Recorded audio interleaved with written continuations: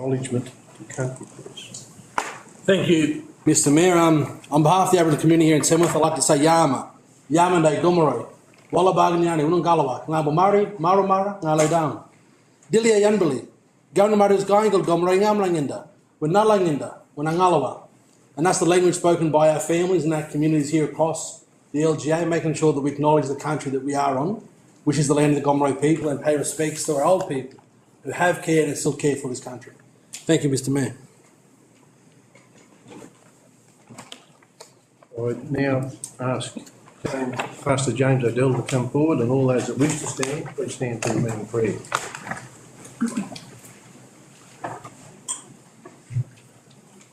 Thank you, Mayor.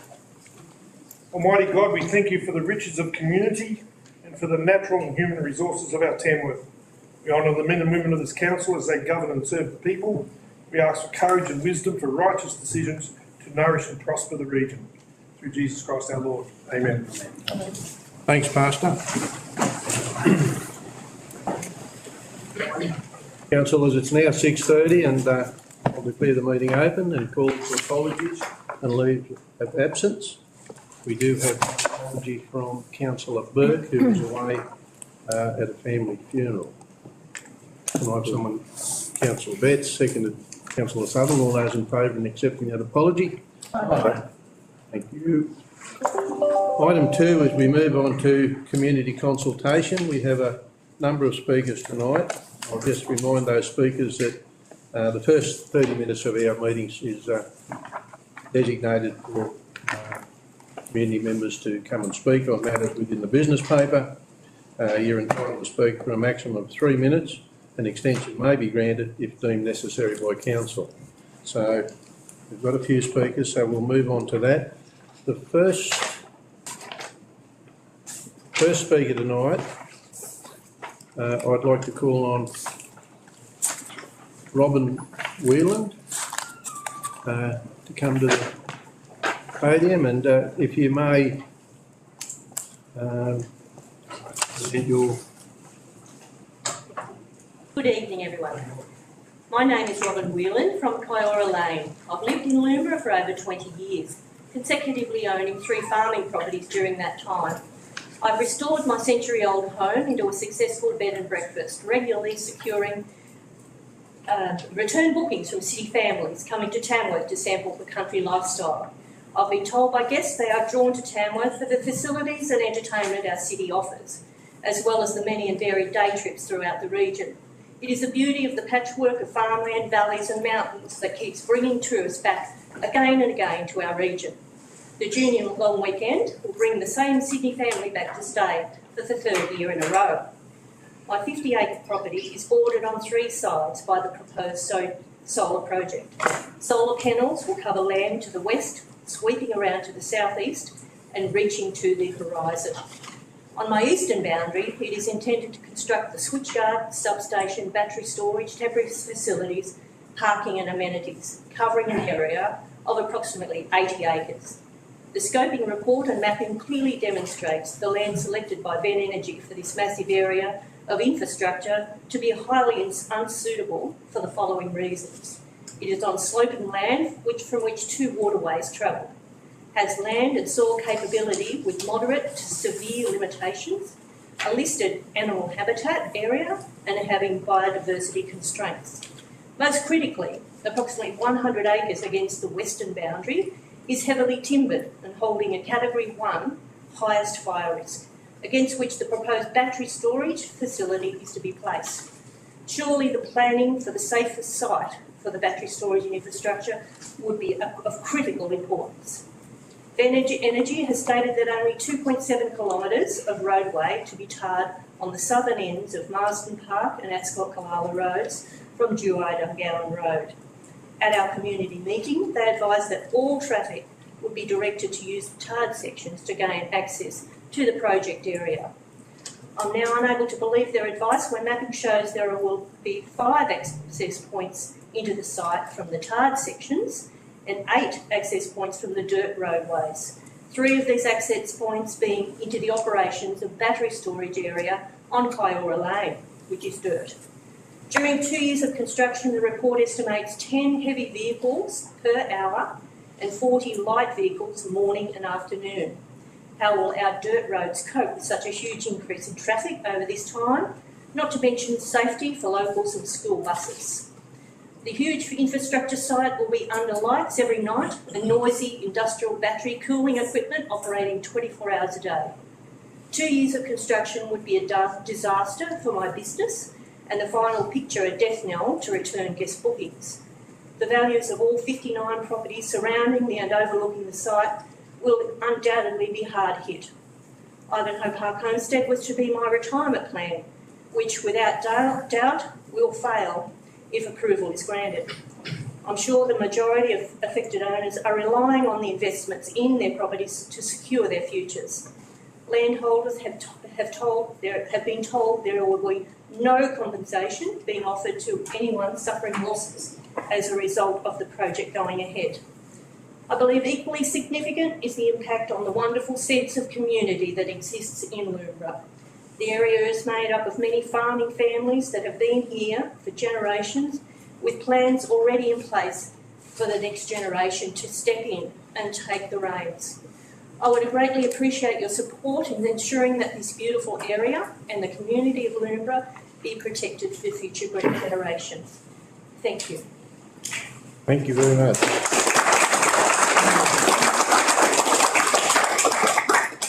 Our second speaker tonight on item 6.1, I'd like to call on Ben Wynn. Good evening, councillors and council staff. My name is Ben Wynn. I moved to Kingswood about 10 years ago now, ironically, to begin my solar farm development company. So I previously was a solar farm developer, but I had no commercial interest in this project whatsoever, or any around the region anymore. We've moved into something different.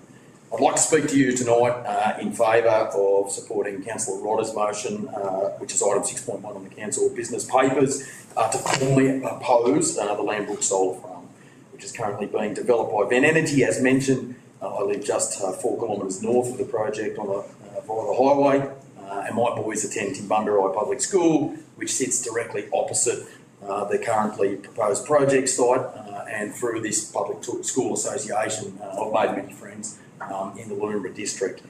And from this association, I've been able to form a view that this proposed solar farm is totally inappropriate, with significantly detrimental effects on the scenic quality and landscape character of the district. It will majorly decrease agricultural production, and it will disproportionately concentrate wealth within the district within 5 landholders who will each receive somewhere in the vicinity current market rates of $1,000 per hectare per year, and that is CPI increase for the next 20 or 30 years, however long they host that solar farm. And this has splintered the community harmony, unfortunately, of the Loombra and Timbunderai districts. As somebody who has the skills, the know-how to develop these projects, and the planning approval pathway, the impacts on locals during and post-construction, I'm really disappointed that the developers have chosen to continue in their attempts to have this 8.5 kilometre wide behemoth of a solar farm approved. Let me just very quickly exhibit that to you guys so you can see. That's our regional cities map. You can see where Tamworth is up here. We've got the ALEC down here a little bit further. And there's the size of the project. That red, almost 10 kilometre wide project, directly on the highway as you drive into town. Completely inappropriate. The developers are likely pursuing, from my knowledge of the industry, a 300 to 1,000% increase in profit margin on top of what their expenditure in terms of investment is, i.e. I would assume that they will be anticipating trying to spend $2 to $3 million on getting this approved and return and sell that those approvals on to whoever owns it. They're not going to own it in the vicinity of a $20 million price tag.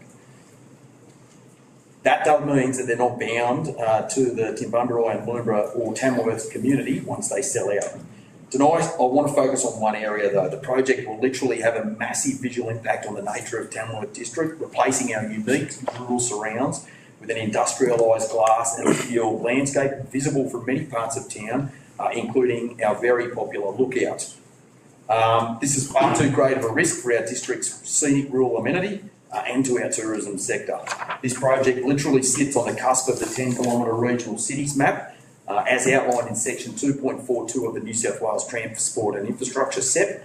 And this map does not use the ALEC as the marker from which to measure that 10-kilometre boundary. Let me explain about this in my conclusion now. So in addition to your unanimous support, which I'm asking for tonight, I would also ask that councillors and the Mayor direct the General Manager Paul and the Planning and Development Director to write to the New South Wales Department of Planning and request that they put a stop and a halt to this scoping report being done by the Lambrook Solar Energy developer Ben Energy, moving through to Sears. And the reason I want that stopped is so that we as a community and as a council can then write to the New South Wales Department of Planning and request that this regional map boundary be redrawn so that the ALEC is included as part of our commercial core, because that is the definition of how this map is drawn. They use Tamworth District's commercial core, which is a dynamic definition, and surely, given the ALEC's wealth generation to this community,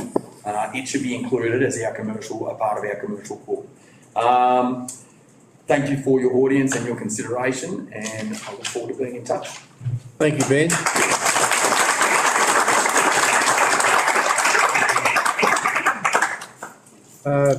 Third speaker I'd like to call on 6.1 would be Sam Newson.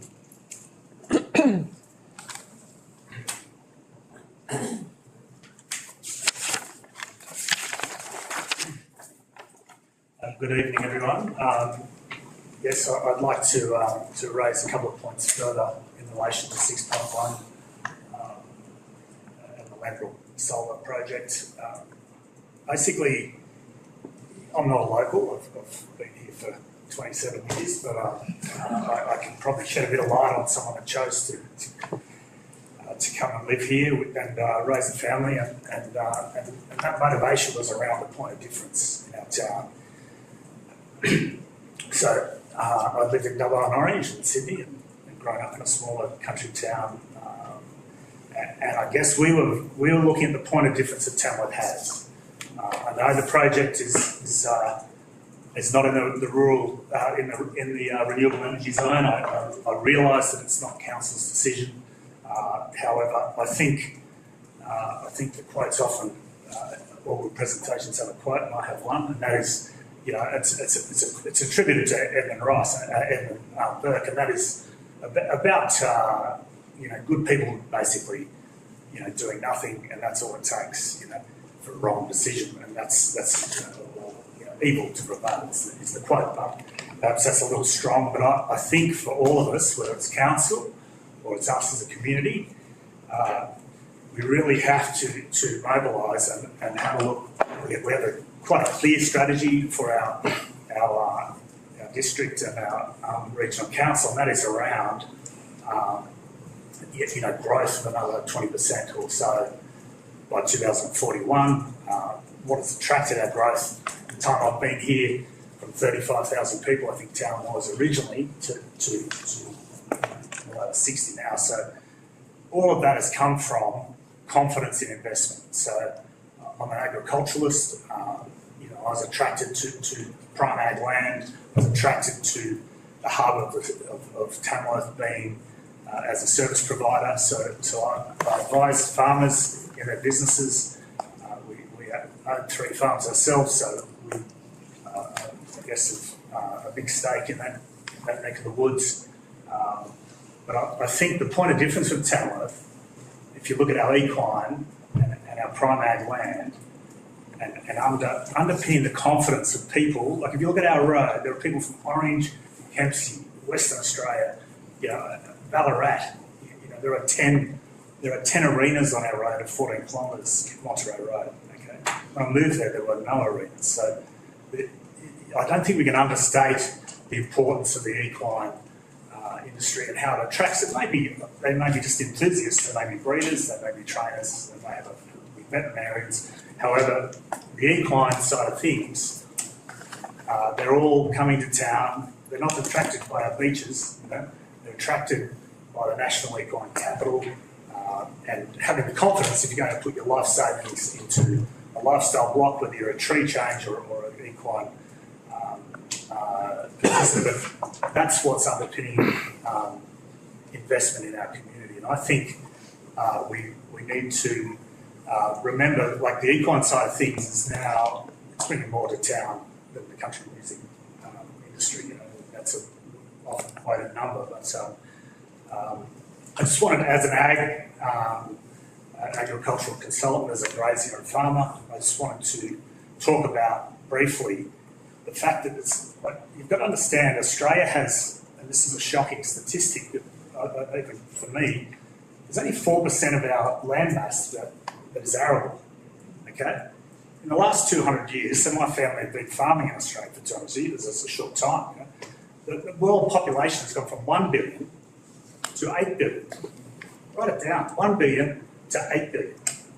Can you ethically put 1,500 hectares, I would say it's 90% arable, can you put 1,500 hectares right smack bang in the dress circle of your district, ethically and morally, can you do that and put it on the solar panels, 90% of the 1,500, 1,540?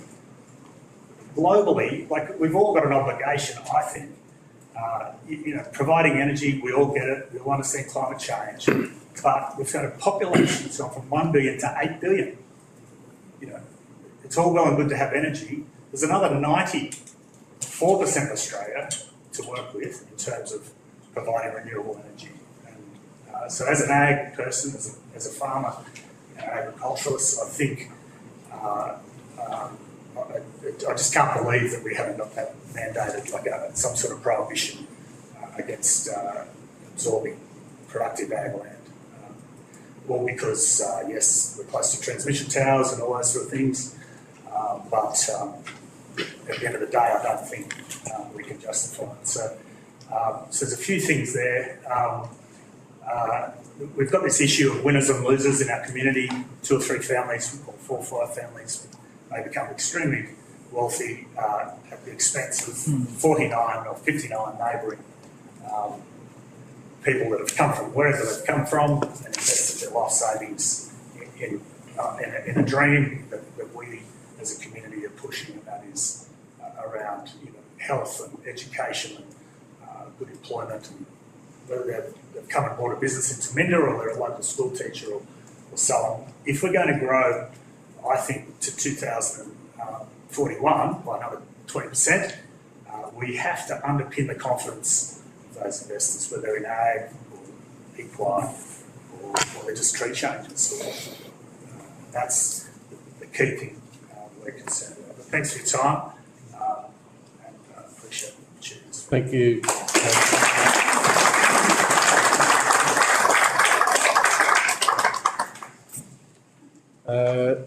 The next speaker I'll call to speak on 8.1, Kevin Squires.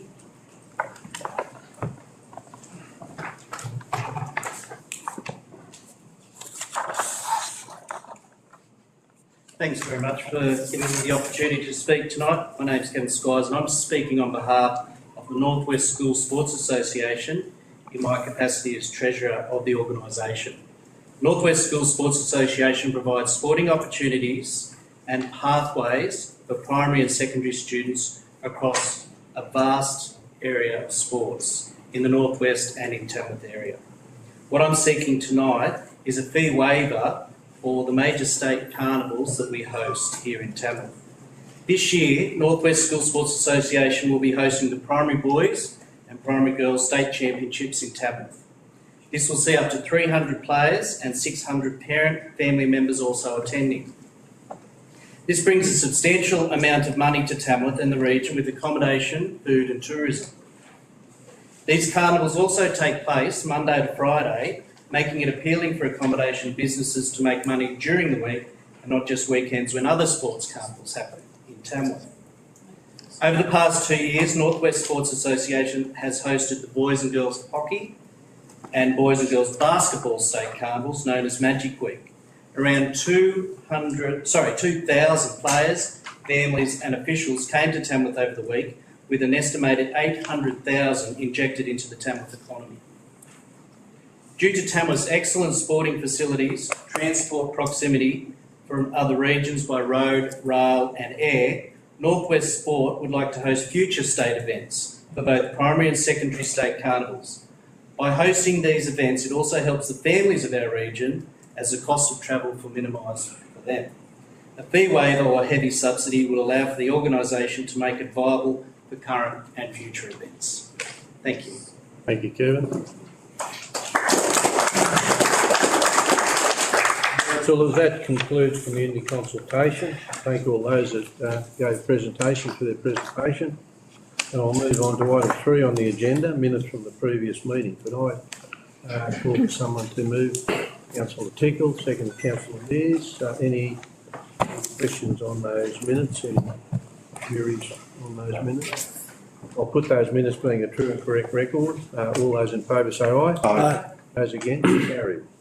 We now move on to item 4, disclosure of interest. Do we have any disclosures of interest tonight? Councillor Southwell. Thank you, Mr Mayor. I'd just like to disclose a low significant non-pecuniary interest in item 6.1. One of my cousins is actually impacted by the proposed project. I will be staying in the room for that one though. Thank you. Further disclosures? There being no further disclosures, I'll move on to item 5, the mayoral minute. There is no mayoral minute. I'll move on to item 6, notice of motion from Councillor Rodder. Councillor Rodder, do you want to talk? Thank you, Mr Mayor. I'd like to move my notice of motion as per written, and if I have a seconder, I'll Do I have a seconder for Councillor Mears? Thank you, Councillor Mears. In 2014 and 2015, the former New South Wales Government embarked on a drive to privatise our state's monopoly revenue-producing infrastructure. This grave error set in motion the frenetic planning and construction of a myriad of alternative energy projects by largely foreign-owned corporations, which we see throughout the mapped renewable energy zone, REZ, areas and outside throughout our region. Other areas are facing similar issues. If only we could have enjoyed a slow, uniform transition to alternative energy production at our pace and owned by Australians, I believe we may not have to face the sort of anxiety evident in our impacted communities that we now see. Tamworth Regional Council local government area is largely outside the REZs created by the former New South Wales Government during the 2020-2021 years. Due to the COVID pandemic, little public consultation or public meetings occurred to discuss the REZ locations, their scale or impact to land outside the REZ, and residents relied upon their state MPs to represent their needs and concerns in these matters during this period. I believe, and unfortunately, due to the pandemic, that obviously didn't occur, and those concerns have obviously fallen on deaf ears. Numerous foreign corporate multinational energy companies have swooped hoping to cash in on generous subsidies provided by our governments.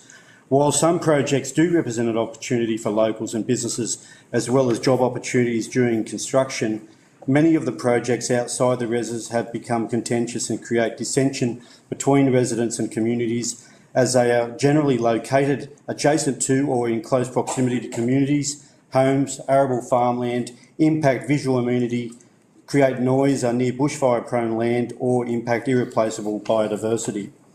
Many projects are largely driven by corporate multinationals with little concern for the people they are impacting, and at the project's end of life, question marks over site remediation, which is also a great concern to many. In relation to the proposed Lambrook Solar Farm project, while there is no current DA, the project scale and sizes concern numerous residents, and my notice of motion is intended to give residents a voice to air their concerns at this time. I am far from opposed to alternative energy projects, but I continue to lament the notion that we have to expedite the closing down of our coal-fired power stations, yet continue to extract coal from mines and approve new coal mines to send our coal to China, Japan and India and elsewhere. To a lot of people, that's quite bemusing. There would be numerous sites around the entire state of New South Wales more appropriate for large alternative energy proposals. However, as we know, transmission infrastructure is limited. Within or adjacent our LGA, this is not the only large-scale alternative energy project proposed. Others such as the Hills of Gold wind farm, Bendemeer and the Thunderbolt wind farm are also in close proximity to communities, farmland, bushfire-prone land and outside the res, largely outside the res.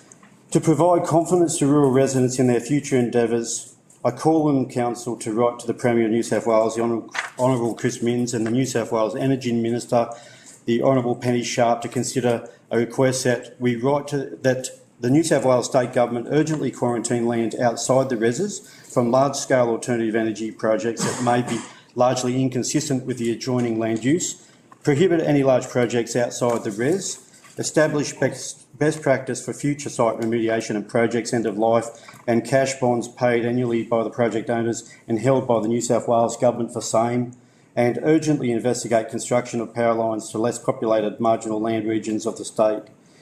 This may provide residents currently impacted by these projects some confidence in their future farming and rural endeavours, as well as protecting the future of their children who may hanker for the life of a farmer. Thank you.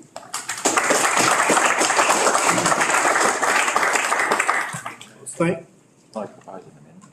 Beg your pardon? Hang on.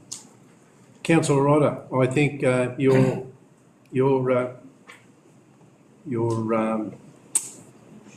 motion is well-meaning, and I think the people in the audience are all speaking about the one project, Lambrook, and I take on board, and I don't think there'll be anybody sitting around this table that doesn't agree with a lot of the things that have been said tonight. This particular motion, there's 5 renewable energy zones in New South Wales. There is a massive amount of activity outside those renewable energy zones.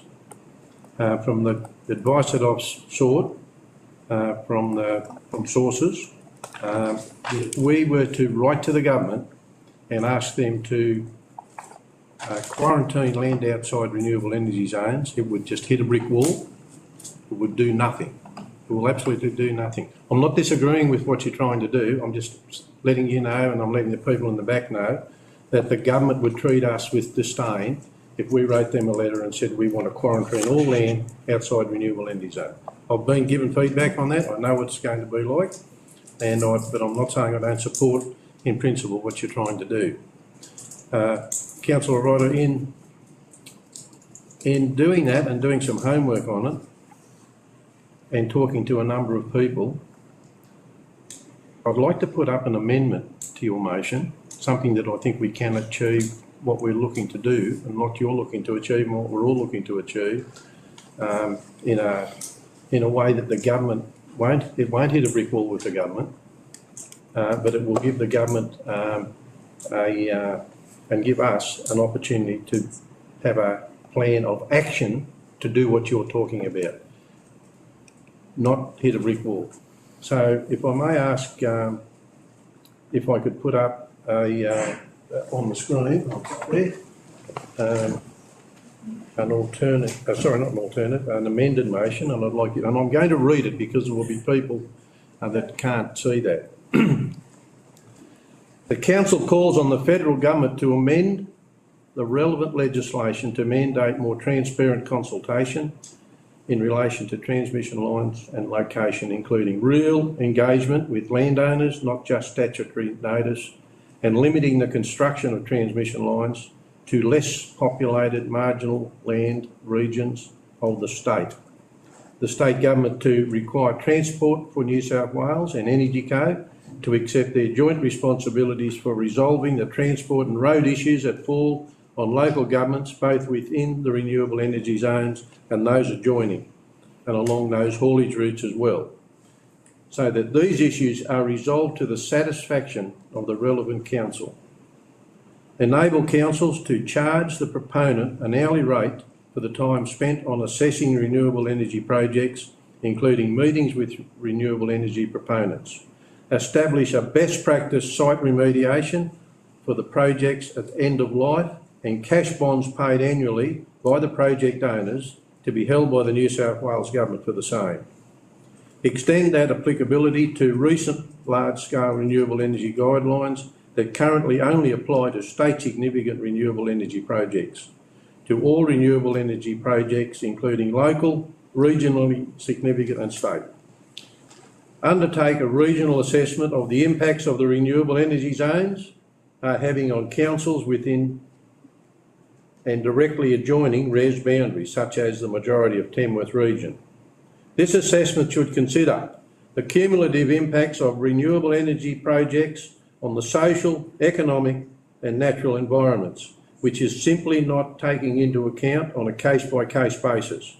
Such a review would enable government decision makers and proponents to better understand the impacts and pressures on communities, infrastructure, natural environments, which are occurring from such large-scale projects. To the Planning Minister. Amend Division 4.7 of the EPA Act and prohibit state significant development renewable energy projects on land considered prime agricultural land, as identified on the state land mapping. And to amend Schedule 1, Clause 20 of the State Environmental Planning Policy, Planning Systems 2021, or Clause 2.4 of the State Environmental Planning Policy, Transport and Infrastructure 2021, to prohibit state significant development renewable energy projects on land considered as prime agricultural land and as identified on a state agricultural land mapping. So there's two parts to that, and the council put forward a copy of this motion to the Premier, the Planning Minister, Mr Scully, Federal Minister for Climate Change, Chris Bowen, Federal Minister for Environment and Water, the Honourable Tanya Plibersek, the Federal Minister for Transport and Regional Development and Local Government, the Honourable Catherine King, and the New South Wales Energy Minister, the Honourable Penny Sharp. If I could have a seconder for that, Councillor Southwell. I would like to open up to discussion on that amendment. Thank you, Mr Mayor. Look, massive change from... look, I don't know if that actually will provide the confidence of the landholders in that. I like the bits about prohibiting the projects on prime agricultural farmland. Whether that's actually just BSAL categorised farmland, I'm not sure, or whether it would be land that's considered a bit more marginal, because the problem is that this project straddles potentially biophysical strategic agricultural land and less arable land, and then therefore they might not get that exemption that they need. But look, I appreciate that politics is about the art of what's achievable, and if you are confident that that would actually, I guess, appeal more to the legislators than my motion, then I certainly would give it some serious consideration. Councillor Ryder, there's a lot of work gone into this, and I would like to just say, this is a bit out of order, but I'd like to say to the speakers and those in the audience that this council advocate on behalf of their community to the best that they can, and you've seen that with the Nundle project, and I think you'll find us doing the same. We have to articulate and we have to work and work very closely with the communities on each individual project. Councillor Coates, you wanted to say something? Yes, Mr Mayor, can I just make some general comments in regards to this? And I think that when it comes to renewable energy, can I start by saying that none of us believe, I believe none of us really want to go against taking measures that will, that are going to slow down the impact on the planet of what we're doing and how we're living here. But I think the approach needs to be measured and considered, taking into account the many impacts that the various renewable energy sources can have on the environment, its biodiversity, its livability for the community and the people who've made it home, but also on the water. And as a region, I think we're only just beginning to feel the impact of the cumulative effects of renewable energy. So in regards to locations, no one wants that in their own backyard. But regional New South Wales, and in particular the areas that are close to existing infrastructure, particularly substations and transmission lines, are having them foisted onto them. And I recall my recent submission against the Hills of Gold wind farm, and basically there I said if that wind farm had been proposed for the Blue Mountains, there would have been a large hue and cry. And that's basically because in small communities we can't make the same noise as what the larger communities, we just don't have the numbers. And many of these projects, including this particular one, are opportunistically located. So, in other words, they're convenient and they're cheaper because they're actually near these transmission lines, and for that reason they can happen much more quickly as well and meet those goals. And I think that that's really the wrong reason for location choice. And I believe, particularly in regards to solar farms, we have sun all over Australia. So we don't need to locate these things on prime agricultural land, and hence I support the part of the amendment that you're talking about in terms of we really need to try and quarantine that part altogether. And I think if I just want to say, I think it was Ben that made a comment about the amenity of this area. And when you drive, I know when I drive into Tamworth from the south, you come over that last little bit of a hill and all you can see in front of you is this wonderful expanse of open plains with the hills behind. And I personally would hate to see that go. And I think that if we just remember that the government mandates around renewable energy states community consultation and least environmental impact. And I think if we can ensure that any of these renewable energy projects are not happening on land that's going to be impacting on agriculture, biodiversity, or even people's livability.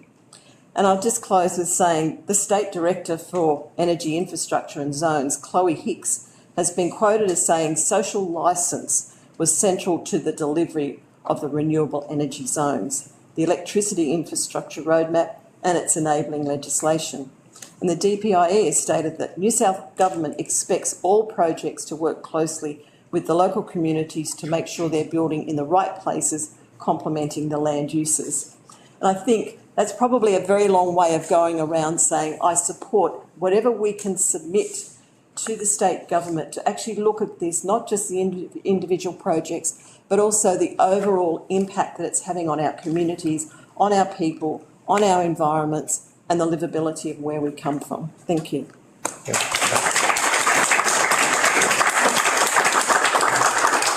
Yeah, thank you, Mr. Mayor. I agree with my fellow councillors, and I support the amendment. I'm totally opposed to the placement of this solar farm. It's in the wrong spot, and it's taking up absolutely valuable agricultural land. It takes away the amenities of the area. It's just not the right place for the solar farm. The energy companies are putting these proposals forward. My experience, and we've been to quite a number of them, as Councillor Coates said, the Hills of Gold, Bendemeer and Thunderbolts, the lack of communication and the wishy-washy proposals that they've got. We went to a briefing this morning in relation to the Bendemeer one, and it was absolutely appalling to me the lack of information that our planners can even make any valuable assessments on any of the proposals. And it's the same with the Limborough one, and Loombra. The night of the meeting at Loombra, Councillor Mears and the Mayor and I, we were at the one at Limborough in relation to the transmission line. And the information that community was getting was just so sparse. It's just deplorable. And just recently I've heard a number of property owners that have had a phone call to say that they're going to be told about where the map is for the route for this transmission line, and 5 minutes later the letter got delivered. That's absolutely not communication.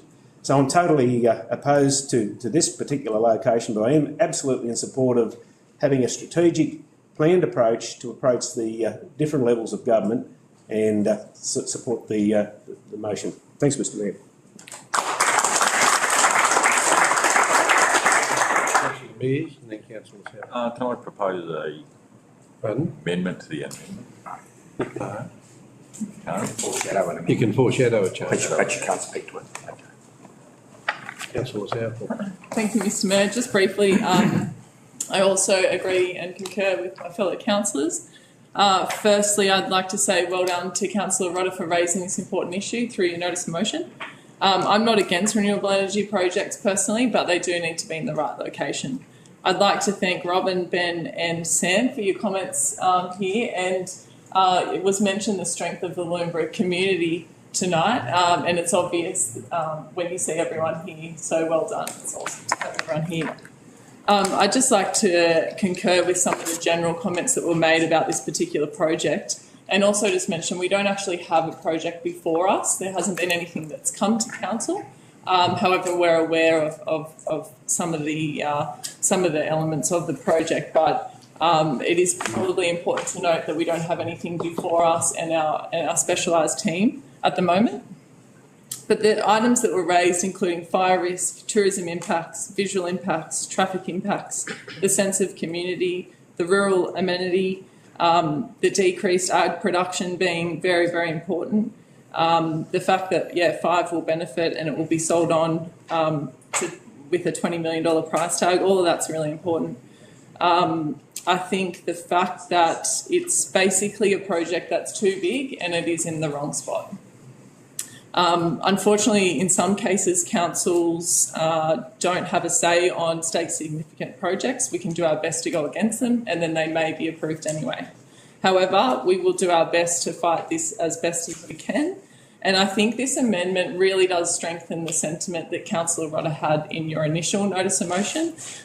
There is a lot more behind this amendment, and what it will do is will provide a lot more strength. And I think the fact that we are trying to preserve our prime agricultural land is incredibly important. And I'd like to thank our Mayor and the team for pulling this together at quite short notice. Thank you.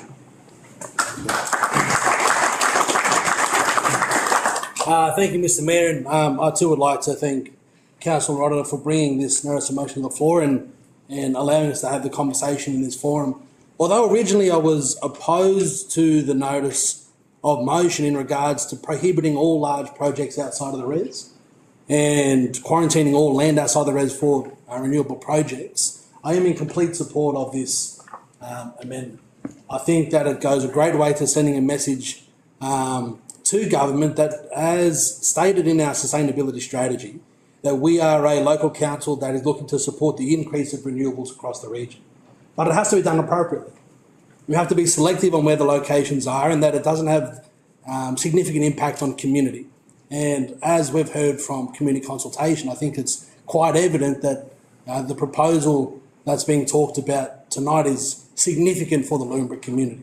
And I think the people's voices have been heard clearly around that process and lack of process. So I think writing to each party to make sure that we are advocating of what we're looking for as a council to make sure that we can work towards a future that we all want to occupy together in the most sustainable way, I think is a great outcome for us. And once again, thanks Councillor Rodder for bringing this up.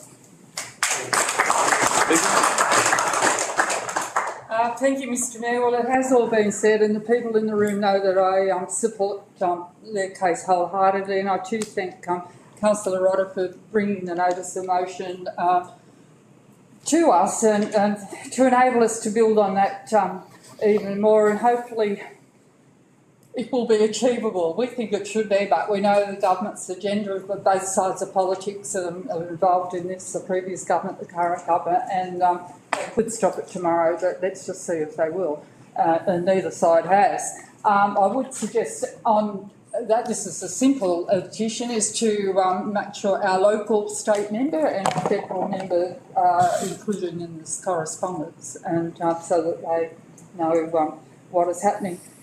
Said everything's been mentioned tonight, but the impact on people's lives is significant. And how can you run a business when you don't even know what's happening around you, whether you have the solar panels or you're not, or what? I mean, it affects people in so many ways, and it's just not right that with governments of either persuasion allow this to happen. It affects business, it has a detrimental effect on businesses as well and on people's livelihoods and their health, even on council's finances. We have to, there's one point up there, people don't realise that we don't get paid anything for all of this. The Hills of Gold wind farm up at Nundle, 6 years that's been going back and forth from government to council to the panels. Another chance. And all along we've spent hundreds of thousands probably within this council with senior staff working on that. And here we go again. It's all over again. But people in the community don't realise that cost on council. And I don't mean to be getting off the point because it's all been said in support of the residents at Loomba and indeed in many of the other projects that we've got on. But I did want to highlight that because we get criticised, GA is not through, this is not through. All our senior staff have to stop and work on all these things over and over, and we receive zero revenue for doing that. So, it's a cost to the whole community in so many ways, but certainly it's a cost on people's health, and we need to continue to object and to highlight that. I personally think that it's not a good argument, not a solid one, and I stand this not only with this one to say, it affects the view, you'll see the panels. You really got to concentrate on the core issues in this and the prime agricultural land, people's livelihoods, the impact on our infrastructure and so on. But let's hope that we achieve some success and you all know that you have our full support, and that's been clearly articulated this evening.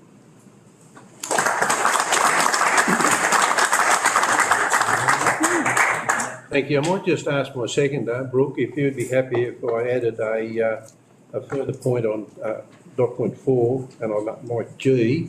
I'd like to also include, and we've had conversations about this, the Minister of Agriculture and Regional New South Wales, Tara Moriarty. Yes, please. That'll be great. So, having all spoken on that, I will put the amendment. All those in favour say aye. Those against? The amendment now becomes a motion. Now, you foreshadowed a further amendment. Thank you, Mr Mayor. First of all, I'd just like to not only thank Councillor Rock for bringing this forward, but also the work that all the staff have done in presenting this amendment. But not only that, I'd like to thank all the residents as well. And that's what democracy is about. They've come to us and let us know. If we don't know, we can't do anything. So we try to do that. The amendment I would like to potentially one is in part 1, which was going to be part 5 to Councillor Rodda's motion. I'm not sure if it's covered in this body. It's fairly fresh and it's a lot of words to go through, but where it says limiting the construction of, Mr GM, where it says limiting construction of transmission lines to less populated marginal land regions of the state, I'd also like something in there that says that where that land can't be identified, and it's got to go through a populated or marginal lands, i.e. Limbri and places that will have to take massive transmission lines, that serious consultation and consideration be given by the government to take those transmission lines underground. I know it's a much bigger cost, but it certainly loses less power, it's safer, there's no risk of bushfires and those sorts of things. So although we might be able to move some of these transmission lines from time to time, if they're going to go through a fairly significant area or where people just don't want that eyesore on their properties, that we envisage taking them underground. So if that's the residents are comfortable with it in part of those consultation arrangements. Councillor Mears, I don't disagree with what you're saying. I just wonder whether we should not have that conversation with the Energy Co separately to this particular motion. I'll be happy with that, yes. You're happy with that? Yes. Yeah, I think that's a conversation we need to have with them. We did talk about that at Limbri when we went there. But if you're happy to leave the recommendation as it is, we can bring it in, but I think the conversations around undergrounding power lines could be even further extrapolated than just Energy Co into the future with whatever might come before us. Thank you, Mr Mayor. And I think with that too, I have spoken to several residents at Limbri, and they've only just heard of that possibility, so I'd like to speak to them as well when we have those discussions with NG. Thanks, Councillor Mears. Councillors, the amendment has been adopted, so the amendment now becomes a motion. Excuse me, Mr Mayor, just a question. Just in relation that change, I think one of the frustrating things we saw with the Hills of Gold wind farm was the fact that the proponent has opportunity for many bites of the cherry. So it goes before council and the planning authorities, and then they cut out a few wind generators, and then it's got to go back out for consultation again, putting the community back through that, the misery of waiting for an outcome again. And I wonder whether we shouldn't include a dot point that actually addresses that, you put your application in, and if it's knocked on the head, and that's it, and then ultimately it's knocked on the head or approved.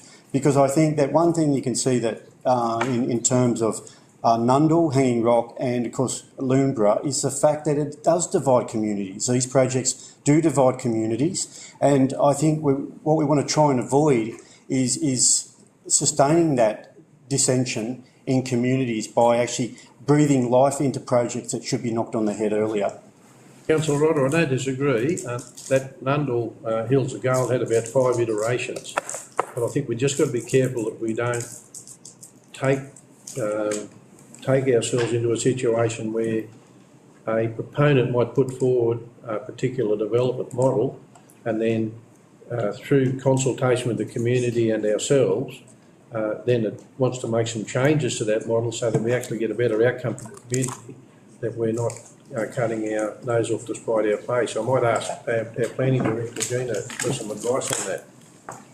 Through you, Mr Mayor, I think it's more in how the legislation would potentially need to be changed to stop an applicant making a recognition during the process. There's nothing at the moment that stops them basically continuing to work on the project and responding to what the community and our experts might say. So I think it might be difficult to achieve. I need to think about it, but I do agree with the Mayor too that sometimes those revisions are better, make the project actually better, so we wouldn't want to stop that, the potential for that to happen, so because that could lead us all to get a better outcome. So it's a bit either way. Right. I can investigate it if the council wishes me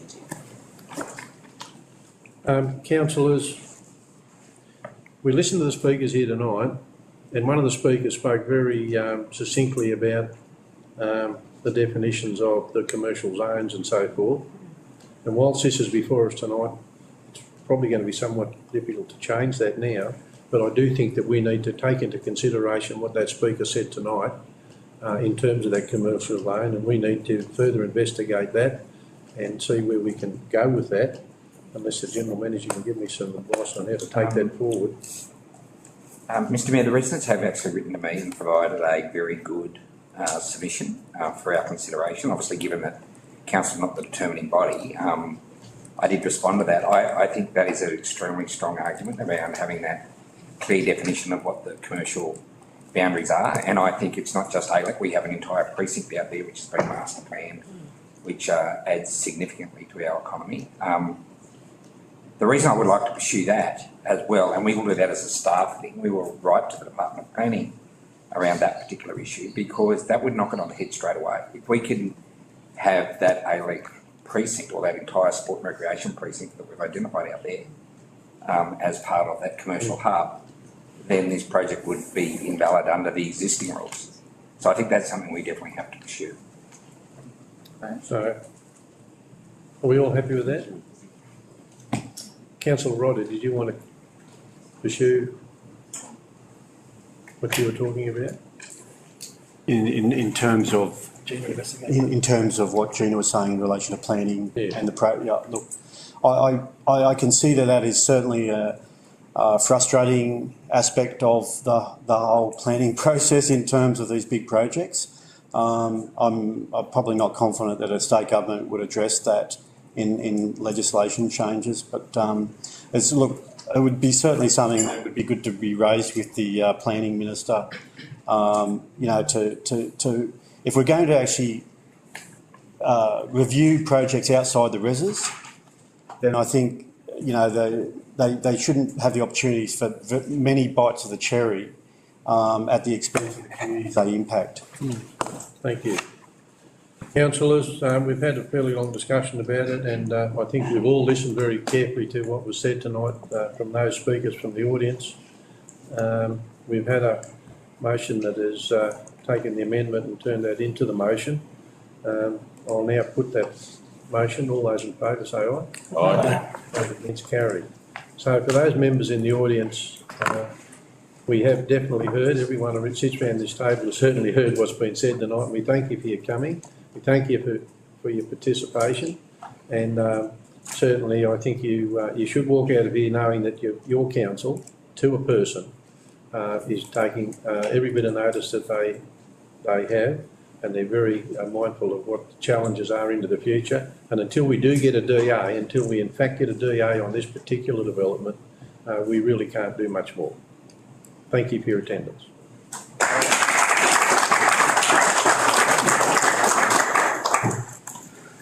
Those that wish to leave, we're not going to feel that you're being rude. But you're welcome to stay for the rest of the meeting. Thank you. Cheers, guys.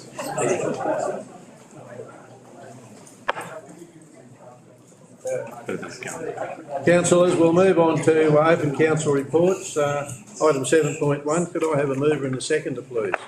Move Councillor Southwell, second to Councillor Tickle. Councillor Southwell, do you wish to speak to that? No, thank you. Anyone wish to speak against that recommendation? Councillor Tickle, do you wish to? Thank you. Obviously, these road names have been chosen around birds, various ones, fantail, barbird, those. I just hope that the developers are growing trees which actually attract bird life, which would include some native species amongst their selection of trees, because we've got all these lovely names, but what does it mean? It means nothing if the species aren't there to be attracting this, to attract the bird life. Good point. Further speakers? No speakers, I'll put all those in favour, please say aye. Aye. Those against? Carried. We'll move on to 8, infrastructure and services. Point of order, Mr Mayor. Beg your pardon? Sorry, Mr Mayor. Yeah, just point of order with procedure. There was mention of another notice of motions coming before council. And I did ask for those to be explained in council as to why that can't come before the council tonight. I did put it in late, I know that, but there have been items and motions come before council at short notice. I'm just disappointed that this one hasn't been able to be included, and I would seek the rules that prohibit that being heard, and what rules I need to look at as to re-enter it for the next meeting. Councillor Mears, I think bringing it to the next meeting is the best option. My advice is that if it was a very urgent matter and had to be dealt with before the next meeting, we could have done it with suspension of standing orders and moved on. But my advice is that that's not the case, and we can talk about it at the next meeting. I don't know whether my general manager would like to make any comment on that, but I think at the next meeting we can do exactly that, and please do. Moving on with item 8.1. Could I have a move in a second and move Councillor Southwell? Sorry, can I move an amendment? Hang on. Move a new motion. You'd have to if you're going to move the motion, you've got to move it as with. It's not an amendment. Your motion with amendment. I'm going to say a new motion then. You'll move the motion. Councillor Southwell would like to move a motion. With an amendment. She's going to move. I'm going to move, through you, Mr Mayor, just an amendment or a new motion, sorry, in relation to the proposed report with the North West School Sport Association, and that is that we provide the full subsidy for Score 6 which is $2,000, rather than what is within the body of the report, which is about $900 odd. It's still in line with our policy. However, I would like to move that the maximum subsidy is put into place for that score 6, which would be nearly double what has been put forward in the report. However, it is not the full subsidy. That's what I'd like to. So, Councillor Southwell, you're moving that in relation to the report on Northwest Girls Sport Association Football Championships, the fee waiver of $2,000. No, council provide a full fee waiver. Provide a full fee waiver. And a seconded Councillor Betts. You want to speak to that now? Thank you. I think I'd like to thank Kevin Squires, who came and spoke to us earlier in the meeting. Look, it is a small amount of money, really, when we're looking at our fee waivers. I understand our policy is our policy, and we try to stick by it where we can. But we know that young people in our area can be disadvantaged. We have got a youth strategy now, which is great, but the Northwest School Sports Association, the football championship, it's going to bring in a lot of people to our region. There will be numerous economic benefits of that. These particular organisations run on an oily rag, and I think the full fee waiver is not a whole lot for us to do. I'd like to thank Sam for putting the report together, but I would like to say that I think the economic benefit that we will receive for that funding far outweighs anything else. So, Council, does anyone wish to speak against? Mr. Speaker, can I just make a comment? So, Councillor Southwell, just to be clear, so the fee waiver will be $3,016.23, which is the full fee waiver. And for Council, just so you understand, so we budget on the basis that we do provide it underneath the policy. So the additional subsidy will actually just have to come out of general revenues, okay? It won't come out of the subsidisation budget that's administered by Paul and his team, because that is provided based on our assessment of how it will be spread. So this is an additional amount being granted by Council from general revenues. Yes, please. Okay. Thanks, Mr General Manager. Now, anyone wish to speak against that recommendation? Any further comments? Councillor Sutherland. Thank you, Mr Mayor, and I am in full support of the motion with the full fee waiver, but I must say that, as much as the fee waiver sounds minimal to some comparison, we're talking $3,000. But we do have a policy in place that says this is the standard that we're going to apply when these approaches make. And as a council, it's such a luxury to be able to dive into our general fund, to be able to provide funds that we know are going to add so much value to community.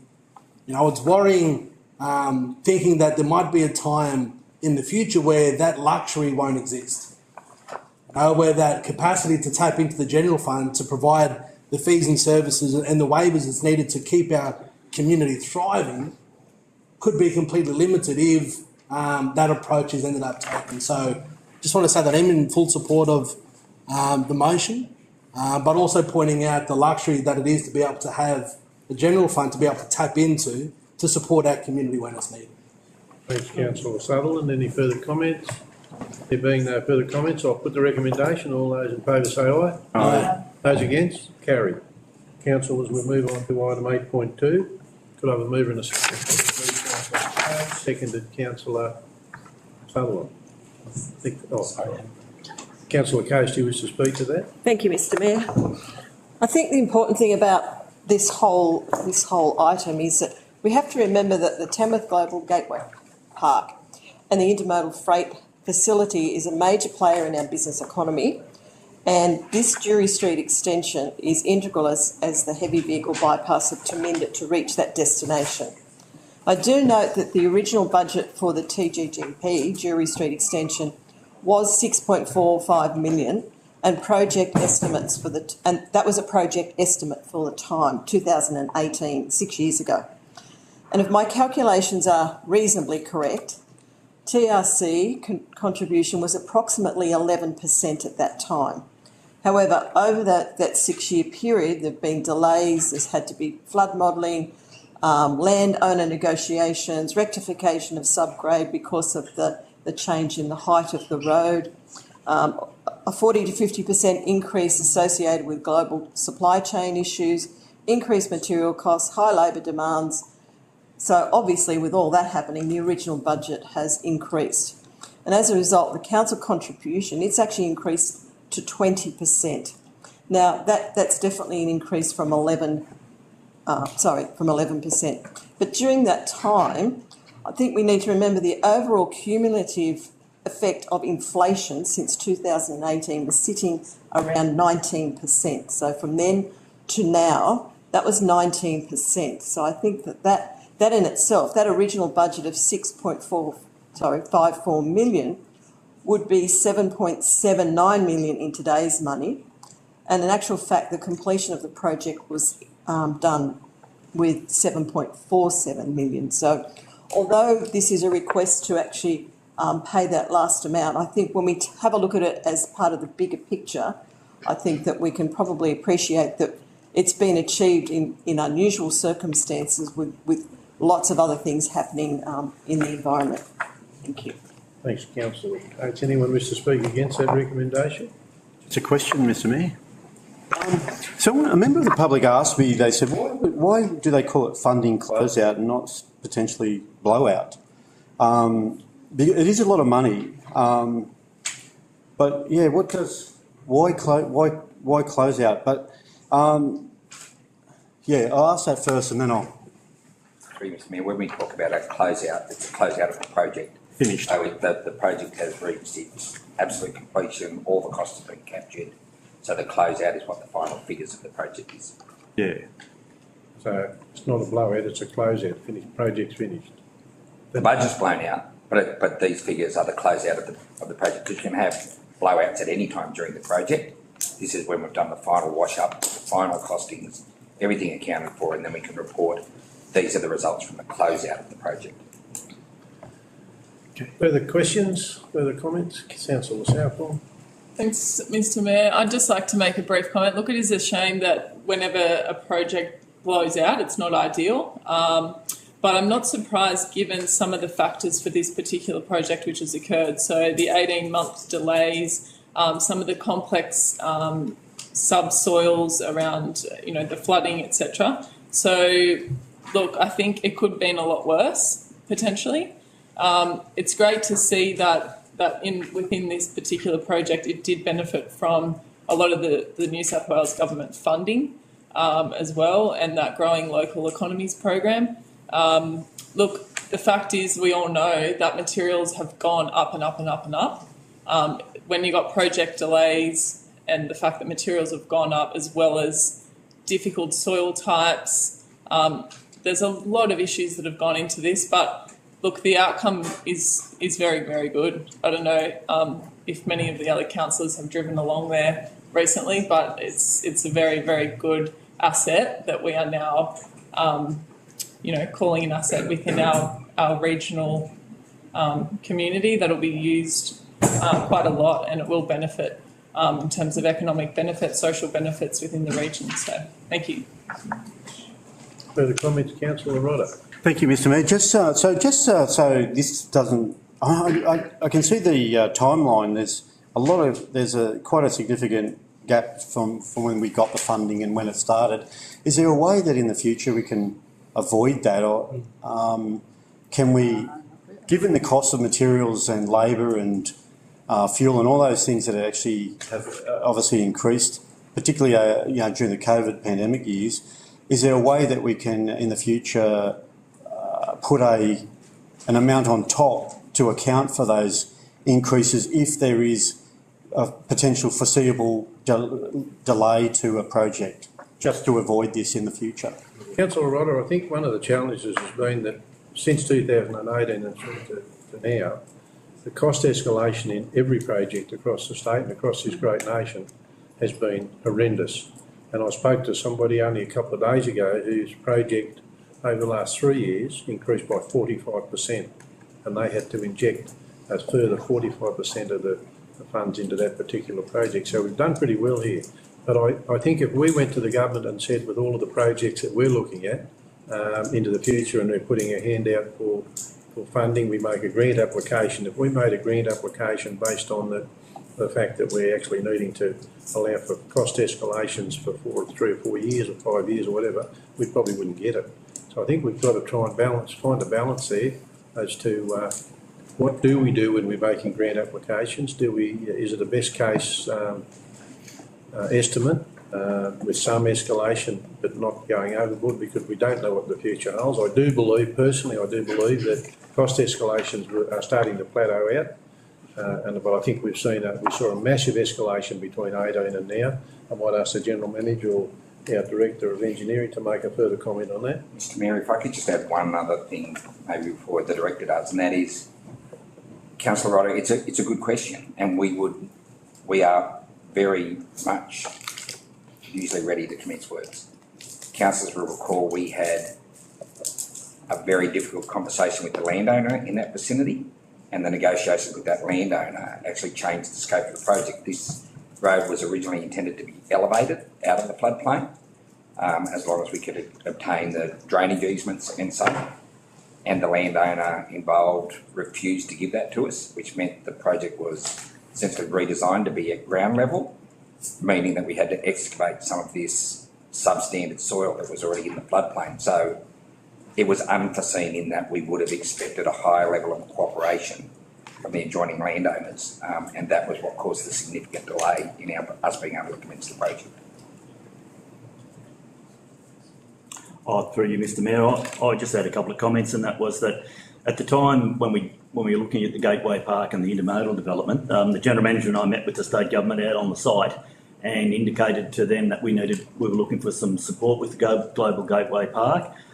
There was 3 main projects that we knew that would accelerate the Gateway Park and the development of the intermodal, and that was the Country Road Roundabout, that was the trunk stormwater drainage, and the Jewellery Street extension. At the time, they received that positively and asked us for a number. We got no designs, no investigation. We gave them a number. It was $20 million. That was a good investment from the state government. It was capped. So once you do the designs, and if you remember, when we did the trunk stormwater drainage, we had 185 days of wet weather. And we did the trunk stormwater drainage in a way that we wouldn't normally do it, and that was to facilitate. At the time, we thought that the intermodal needed to be constructed, and Cube had a contract to transport grain by a certain date. Again, that added complications to the project, but as it turned out, and Thomas Foods and the issue with Cube, they didn't start, as we all know, carting grain at that time. So, with where we are in Jewellery Street, I mean, the report indicates that, but the flood modelling in that area is very complicated. When we did the reactivation of the rail line out to the intermodal, there would have been at least a dozen flood studies. Every time you change something in that floodplain, you have to do another flood study to determine what impact you're going to have. And when you're building a major road through the floodplain like we were, and with very little cooperation from the adjoining landowner in terms of where we're going to push the water and move the water in a floodplain while we're doing the construction, we had to contain the water in our part of the land, which was the road reserve. And it did rain, and we did have issues, and it's a complicated project. Look, the thing that I would say to the councillors to give you some comfort is that all of these projects were done for the benefit of the Global Gateway Park, and the intermodal is now constructed, and as the report indicates, the land sales have been very good, and they will continue to be very good, and it's those land sales that will pay this $800,000 overrun. Further comments? No further comments. I'll put the recommendation. All those in favour say aye. Aye. Those against, carried. We'll move on to item 8.3. Move Councillor Tickle. Second to Councillor Sutherland. Councillor Tickle, do you wish to speak to that? Yes, thank you. As Board has seen, there are 2 lots of minutes incorporated into this and the design, but the project is going along extremely well, and we've read the minutes and the points there, so I won't go all over it. But one thing that the committee did ask for an update on was the success rates of our plantings, our new subdivision engineering guidelines. So in housing subdivisions, because that's one thing over many years hasn't been done well for a variety of reasons, and we've changed policy. So we're keen to see if that is working any better than the previous one. So it's something that we are waiting for an update on, which will come in due course. The staff are working on that. And also, the question was asked about the Global Gateway Park and for an update on that, but it's not directly associated with our tree committee, but it's something that I will request through the relevant department. But from observation, the mass plantings are certainly going well, but within the subdivisions themselves, I'm not sure how they're holding up given all the construction that's going on. And so I'll leave it at that. So thanks again to the staff, and the community always deserves a big thanks, because without the community, this project wouldn't be what it is. And all the projects that we have undertaken have been successful with very high success rates, up around 98%. And we're in there for the long term, and it's very encouraging to see that. Anyone wish to speak against the recommendation? Any further comments on the recommendation? Councillor Sutherland. Thank you, Mr Mayor, and thank you, Councillor Tickle, for that quick overview of the recommendation.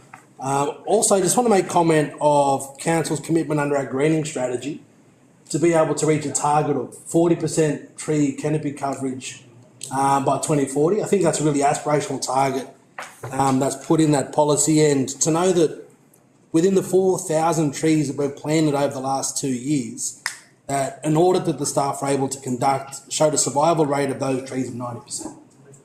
You know, and I know that this large scale of planting, some plantings might be on location less successful than others, but as a whole, I think that's something that should be celebrated. I think it should be hats off to the staff and the committee for being able to plant in a smart way to make sure that it's not just about the planting, and as Councillor Tickle always says, it's about the maintenance. It's about the caring for these trees, and I think that's reflected in that audit the staff are able to carry out as a request from the committee through those minutes.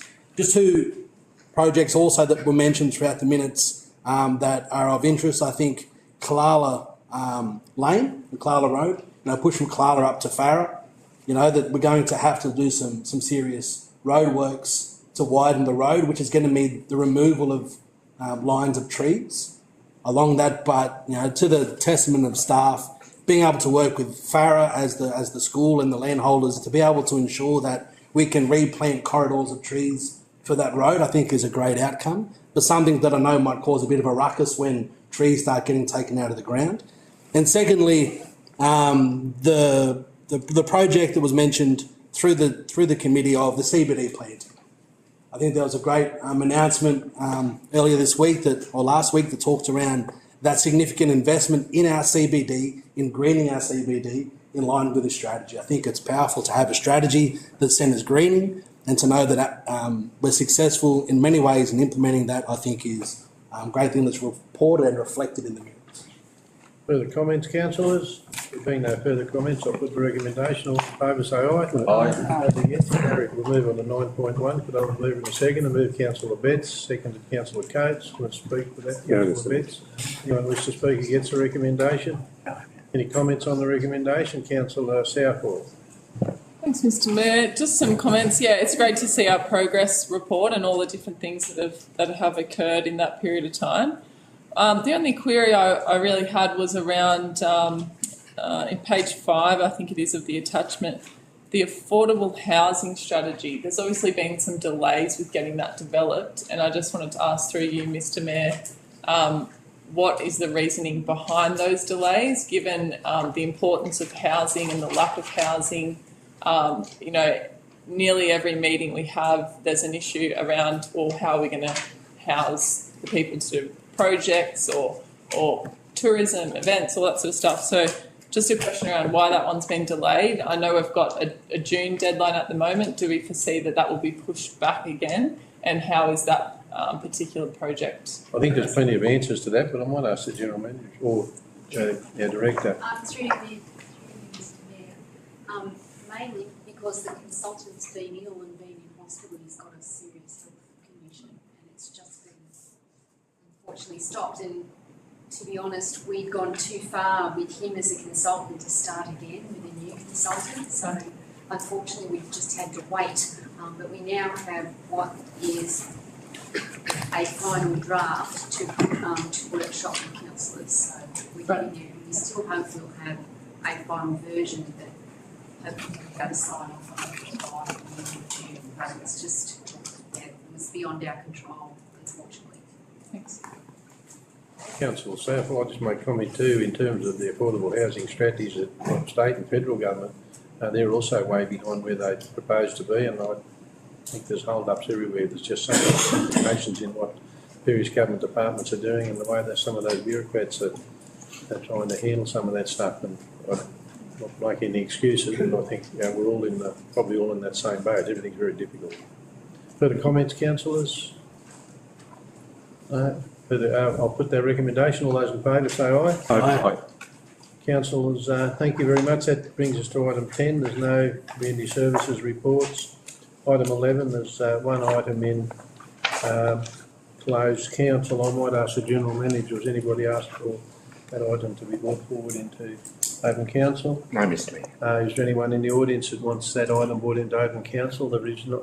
Councillor. Thank you, Mr Mayor. Just a question. Would this be in breach of Section 2A of Local Government Act if in open council we mentioned the premises? Would that be a problem? Sorry, I don't understand the question. So we're obviously going to discuss a lease for premises. Is it a problem that we bring the name of the premises that we're considering leasing into open so people at least know what we're referring to? No, Councillor Ryder, but I think what you would actually do is in the closed section of the consideration is you just amend the recommendation to identify the property so that when the resolutions are printed when you come out of closed council, then it's included as part of that resolution. Okay. Happy with that? Yeah, thank you. Councillors, I'll call for a motion to move into closed council. Councillor Bedd, seconded Councillor Coates. All those in favour say aye. Aye.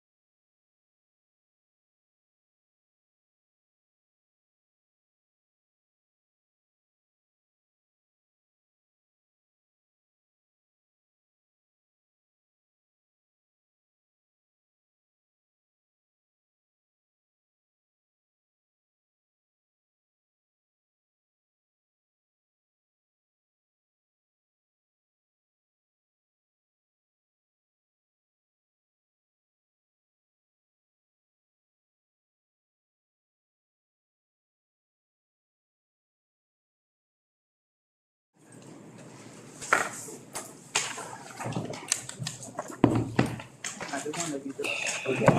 Good to go, Mr Mayor. Good to go. Yeah. Thank you. Mr. General Manager, can you report on the closed council? Councillors, this is the report from the closed section of the ordinary council meeting held on the 12th of March 2024. In closed council this evening, you considered one item.